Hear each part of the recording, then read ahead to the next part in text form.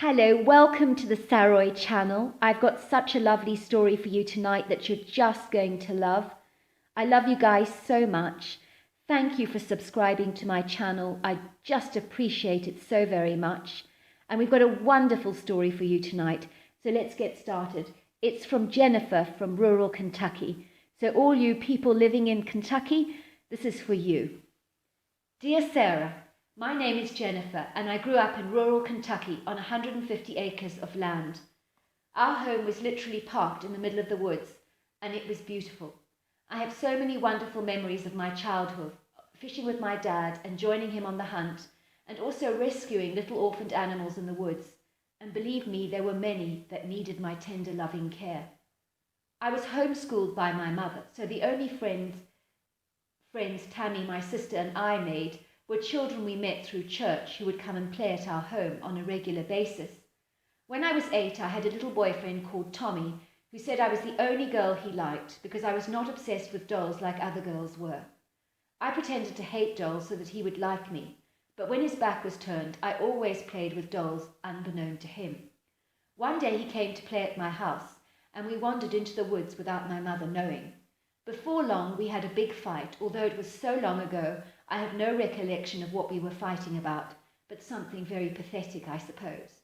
Tommy pushed me over, and I literally went rolling down the stony elevation of land and ended up grazing my knee badly. I remember sitting there howling while Tommy made his way back to the cabin, leaving me all on my own. I remember my knee was hurting badly, it was bruised and bleeding, and I started to hobble along the path with great difficulty. The next thing I knew was I was being lifted up by this big creature. I remember being at a much higher elevation off the ground than when my mother and dad would pick me up because this creature was very big. I really thought it was a man dressed up as a monkey, and so I started to giggle because I thought it was ever so funny. I remember even tugging the hair on the creature's face because I thought it was all fake. The creature put me down near the cabin and my mother saw me hobbling around as she opened the door. When I told her that little Tommy had pushed me down, my mother was angry with him, but he denied it, as little boys often do. Neither of us mentioned we'd been in the woods because we knew we'd be in even more trouble. I remember asking my mum about the man in the monkey costume, and she told me that my fall had made me see things. I remember another time, as a little girl, I dressed up in my mother's high heels and pretended to be a teacher with a miniature blackboard outside at the cabin. As I was playing teacher, as we called the game, I remember seeing these brown eyes watching me curiously behind a tree. I suddenly saw this little creature. He was of no more than 2.5 feet, and he was covered in hair and had long arms like a monkey. When I saw him, he stood upright like a human would and looked like a miniature version of the monkey man I had encountered the previous time when Tommy pushed me over. The creature was startled because I'd seen him, and he leapt up a branch like a monkey and scuttled up to the treetops. I remember telling my mother about the monkey in the tree, but she never believed me until one day she was washing the dishes at the kitchen sink, and that was when she saw the larger creature. She saw the creature look at her and just walk into the woods with such grace, not looking back once. I remember she got on the phone to tell Dad that she had seen a Bigfoot in the woods and that the creature was in fact real. My dad came home and they wandered out in the woods to look for signs of the creature, but only found a very degraded footprint which was exceptionally large, about 18 inches to be precise. My mother was curious about what she had seen, but my dad was concerned and told us that none of us were allowed in the woods unless he accompanied us.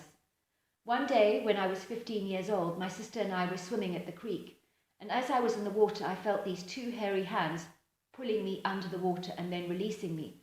I was so scared I tried to run out of the water, but it happened all over again. Then it also happened to my sister Tammy. She started to scream and yell and ran out of the water as fast as she could. At that moment I thought I saw a little rock moving in the water, but it was the cone-shaped head of a Sasquatch coming up for air. With his hair so wet he almost looked like an otter. I watched the cone head disappear under the water again, and I ran out before he ducked me under the water. I think he was playing with us and did not mean us any harm, but as far as games go, being ducked under the water is not fun. I guess the creature must have been a juvenile, but I only got a brief look at his head, so it was hard to tell. One thing I know from that experience is that Bigfoot can truly swim, and he's exceptionally good at it. The final time I had a Bigfoot encounter at our home was when my father came back from squirrel hunting. I must have been 17 at the time, and he had half a dozen squirrels strung together that he left on the front porch to appease my mother. You see, my mother hated him squirrel hunting because she liked the creatures, and so she hated Dad killing them. That night I heard a noise on the patio because I'm a very light sleeper, and so I tiptoed to the window that overlooked the patio area to see what was going on. I saw the silhouette of the Sasquatch in the moonlight stealing all Dad's squirrels. I knew my mother would be pleased to see them gone. I could not get a close view of the Bigfoot apart from his distinctive cone head, long arms and huge body. It literally took him seconds to steal the squirrels, which he slung over his shoulders, and he scurried away very quietly, almost gliding along the grass. I watched it scale a 6-foot fence as if it was nothing, and then just disappear into the woods. Needless to say, my dad is convinced my mother threw away his squirrels, and so he has lost interest in squirrel hunting because he believes Mum disposes of all his offerings.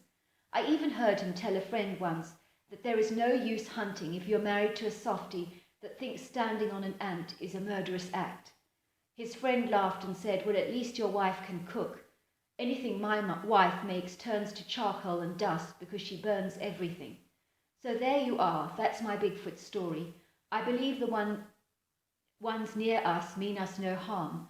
I've been lucky to have had a few sightings over the years, but I think they stay out of our way, but I believe they're always watching us.